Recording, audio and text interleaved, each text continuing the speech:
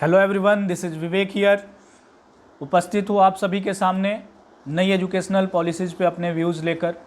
आज के इस वीडियो में हम बात करेंगे कि नई एजुकेशन पॉलिसी में कौन कौन सी ऐसी बातें हैं जिसे हमें जानना चाहिए, कौन कौन सी अच्छी बातें जो हैं वो लाई गई हैं, शामिल की गई हैं इस एजुकेशन पॉलिसी में। अभी जो हमारे पास एजुकेशन पॉलिसी है वो 1986 का एजुकेशन पॉलिसी चलता आ रहा है। राजीव गांधी की गवर्नमेंट थी कांग्रेस की, उस वक्त ये पॉलिसी है। 34 इयर्स के बाद फाइनली जो है नई पॉलिसी आई है। 2014 में जब बीजेपी अपना इलेक्शन कैंपेन कर रही थी तो उन्होंने अपने मैनिफेस्टो में इस बात को शामिल किया था कि हम अगर हमारी गवर्नमेंट आती है तो हम नई एजुकेशन पॉलिसीज़ को लेकर आएंगे। और 2014 में उनकी गवर्नमेंट आई। 15 में एक कमेटी तैयार की गई। कमेटी के जो हेड थे वो TSR सुब्रमण्यम जी थे, हमारे एक्स कैबिनेट सेक्रेटरी हुआ करते थे वो। 5 मेंबर्स की ये कमेटी थी।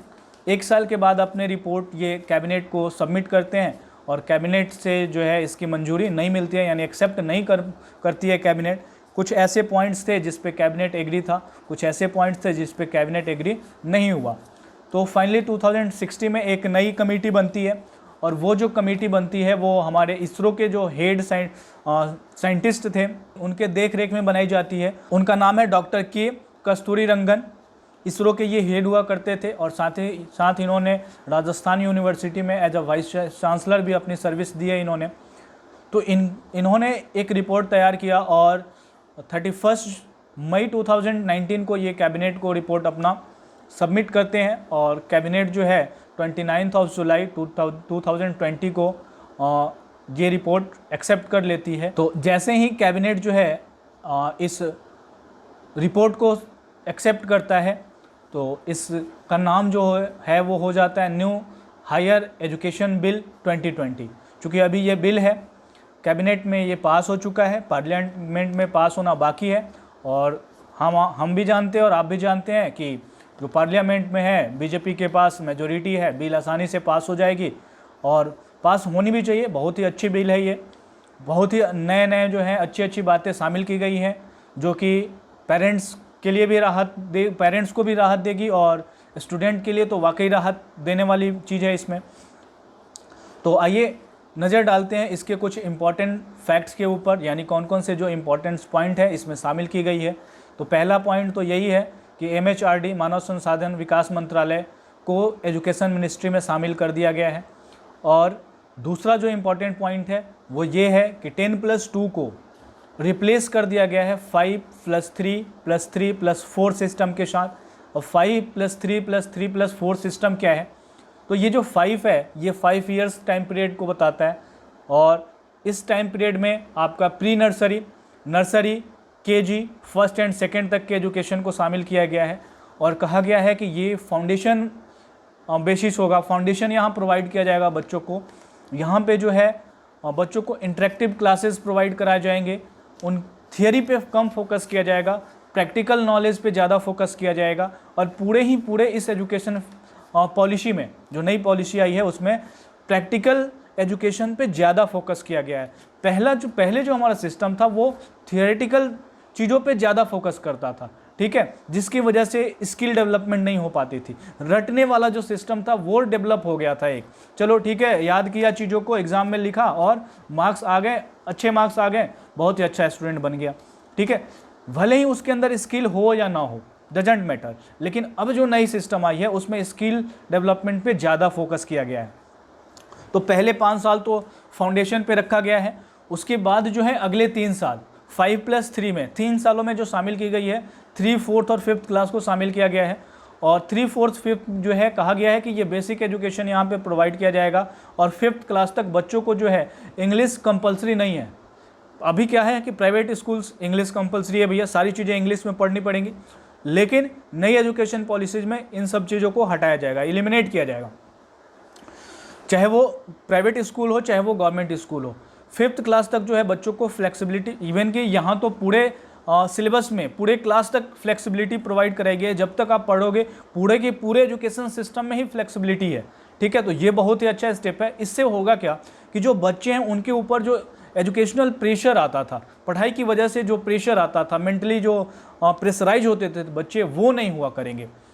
ये एक सबसे बड़ा बेनिफिट होगा। और वो मेंटली जब हेल्दी रहेंगे बच्चे, तो अपना ज़्यादा से ज़्यादा वो क्या करेंगे, फोकस लगाएंगे चीज़ों को करने में, और जो रिजल्ट होगा, जो आउटपुट होगा, वो काफ़ी शानदार होने वाला है फिर। तो ये वाकई राहत की बात है हमारे लिए।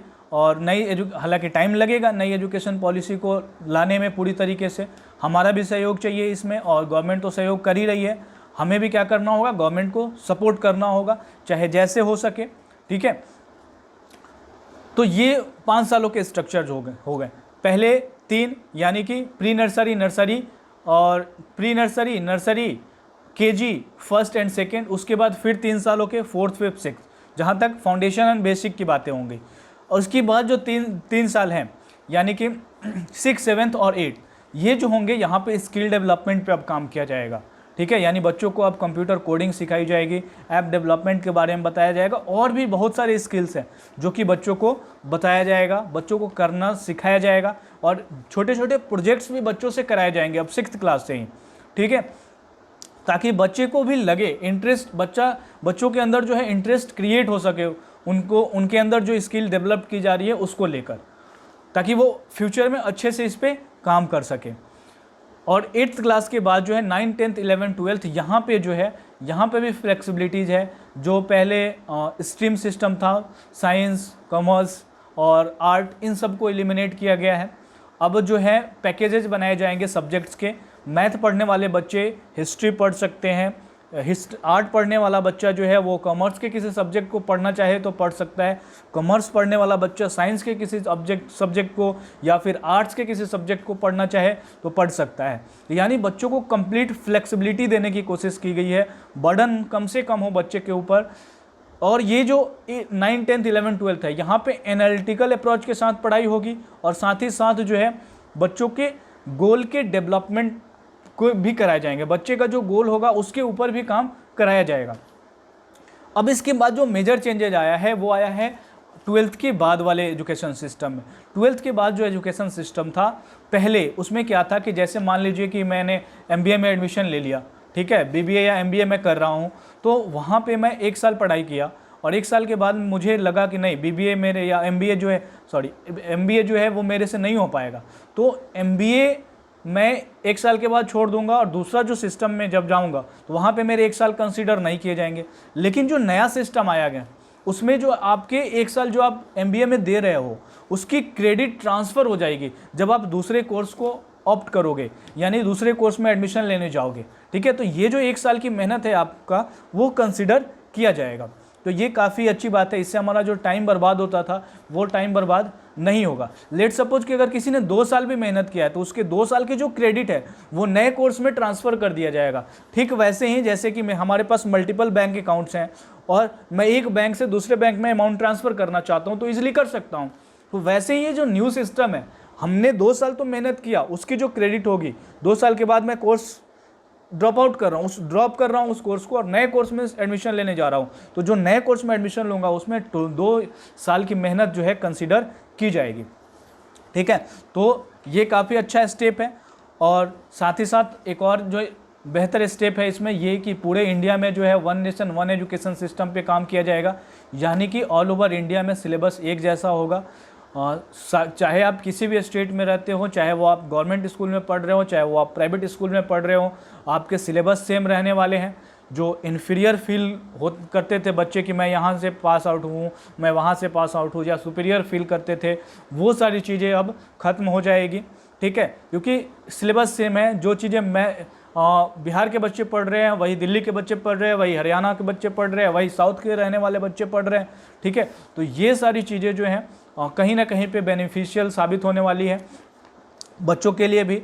और जब बच्चे के ऊपर प्रेशर कम होगा तो ऑब्वियस सी बात है पेरेंट्स के ऊपर भी प्रेशर कम होगा। तो एक और चीज़ें अच्छी हो जाएंगी कि हमें जब एक स्टेट से दूसरे स्टेट जाते हैं तो वहाँ पे हमें प्रॉब्लम फेस नहीं करना पड़ेगा क्योंकि सिलेबस सेम रहेगी। तो ये था नई एजुकेशन पॉलिसीज़ के ऊपर कुछ इम्पॉर्टेंट पॉइंट्स जो हमने डिस्कस किए। उम्मीद करता हूँ कि वीडियो आपको पसंद आया होगा। आज के लिए इस वीडियो में इतना ही। Till then take care, bye bye, have a nice day.